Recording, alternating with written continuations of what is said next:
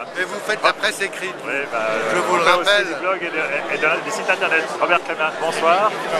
Quelles sont vos premières analyses à la connaissance maintenant des résultats quasi définitifs de l'élection du Grand Conseil? Disons, je dirais qu'en ce qui concerne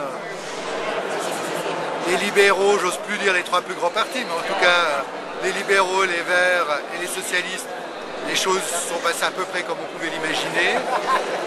En ce qui concerne les autres forces, on voit que les partis du centre ont bien résisté, on prévoyait des choses terribles, je voyais des radicaux qui étaient très inquiets, des démocrates chrétiens qui étaient très inquiets. Finalement, toute cette inquiétude, ça se traduit pour eux par la perte d'un siège, ce qui n'est pas grand-chose. Donc cette inquiétude a été infondée et je suis bien content pour eux.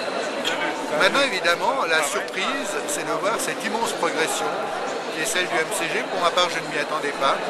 Donc ça fait effectivement penser à ce que j'ai connu en 1985, quand je suis entré au Grand Conseil, avec cette dizaine de sièges que les Vigilants avaient gagnés. Je rappelle aussi que c'est durant ces 4 ans que Vigilance a disparu. Donc voilà, c'est peut-être un des sorts possibles du MCG. Donc vous considérez que la victoire du MCG n'est pas un désaveu de la politique du Conseil d'État? Non, alors certainement pas. Je pense que la victoire du MCG, en tout cas, ou bien alors est-ce que la victoire des Verts, c'est une façon de plébisciter l'excellente politique du Conseil d'État et deux de ses magistrats particulièrement actifs? Elle est moins éclatante quand même que la victoire du MCG. Non, mais elle est réellement... Et vous-même qui avez été ministre du territoire, vous êtes beaucoup occupé justement de l'aménagement du territoire et peut-être moins au fond de ce qui fait aujourd'hui la victoire du MCG, c'est-à-dire l'emploi des jeunes voix.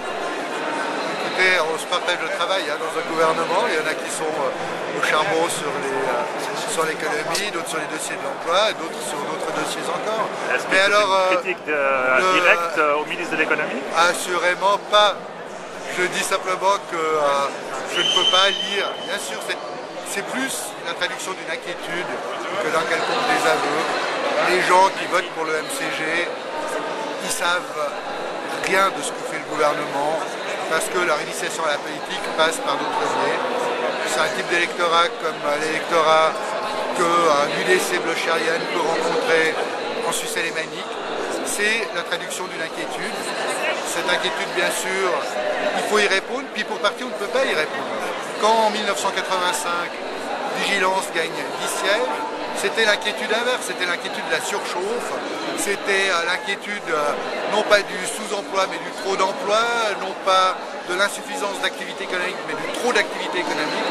Aujourd'hui c'est une autre inquiétude qui s'exprime, c'est aussi une inquiétude assurément face à l'ouverture indispensable de Genève, face à un certain nombre de phénomènes de sécurité, toute une série d'inquiétudes qui sont des inquiétudes liées à la modernité.